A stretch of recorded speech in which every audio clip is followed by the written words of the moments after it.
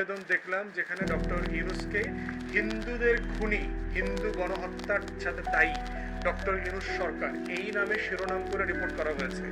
আমরা ইউরোপ সহ আমেরিকাতে, নিউ ইয়র্কে দেখলাম বিভিন্ন বিলবোর্ড করা হয়েছে, ওখানকার হিন্দু সংগঠনগুলো করেছে, বিজেপির পন্থী এবং বাংলাদেশের এই যে হিন্দু বৌদ্ধ খ্রিস্টান ঐক্য পরিষদ পন্থী, তারা ওখানে লিখেছে যে বাংলাদেশে হিন্দু গণহত্যা হচ্ছে, হিন্দুদেরকে মেরে ফেলা হচ্ছে, মন্দির অ্যাটাক করা হচ্ছে, হিন্দুদের বাড়িঘর দোকানপাট জ্বালিয়ে দেওয়া হচ্ছে। এই মিথ্যাচারের একটা জাল এবং প্রোপাগান্ডা সারা দুনিয়াতে বিজেপি এবং হিন্দুত্ববাদী সংগঠনগুলো করে যাচ্ছে। দুর্গাপূজাকে কেন্দ্র করে আমরা ধারণা করছি দিল্লি, আরএসএস, বিজেপির হিন্দুত্ববাদী রাজনীতি এবং আওয়ামী লীগের যে অপশক্তি আছে, এরা সবাই মিলে বাংলাদেশে একটা অরাজক পরিস্থিতি সৃষ্টি করবার চক্রান্ত করছে।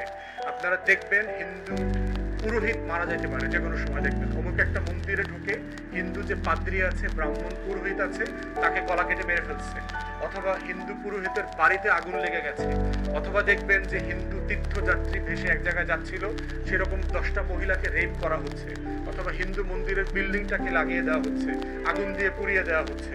এবং দেখবেন হঠাৎ করে এটার সাথে জড়িত হচ্ছে এই আল্লাহ রসুলকে অবমাননা করেছে এমন একটা মিছিলে দাড়িওয়ালা টুপিওয়ালা কালো পতাকা ধরি একটা মানুষ ওই মিছিলে ছিল, ওই লোকটা গিয়ে এই কাজটা করেছে।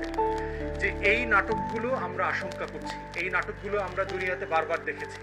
অতএব অন্তর্বর্তীকালীন সরকারকে আমরা বলছি, আপনাদেরকে প্রচণ্ড রকম সতর্ক হতে হবে।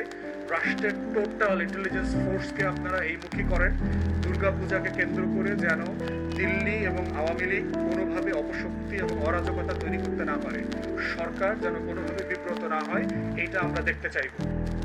ইউনিভার্সিটিতে আইন পড়বেন, আইন পড়ার পরে তিনি 1 বছর এই কোর্সটা করবেন, প্রশিক্ষণ কোর্সটা করবেন, যেটাকে আমরা বার ভোকেশনাল কোর্স বলছি।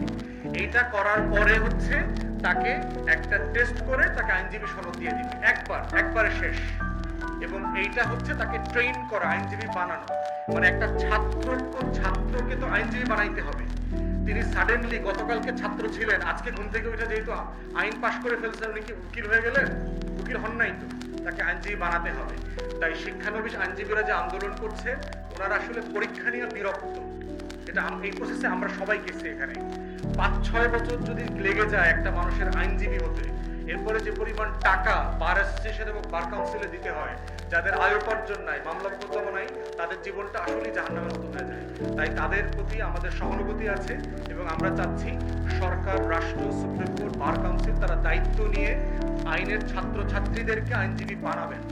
এটা তাদের দায়।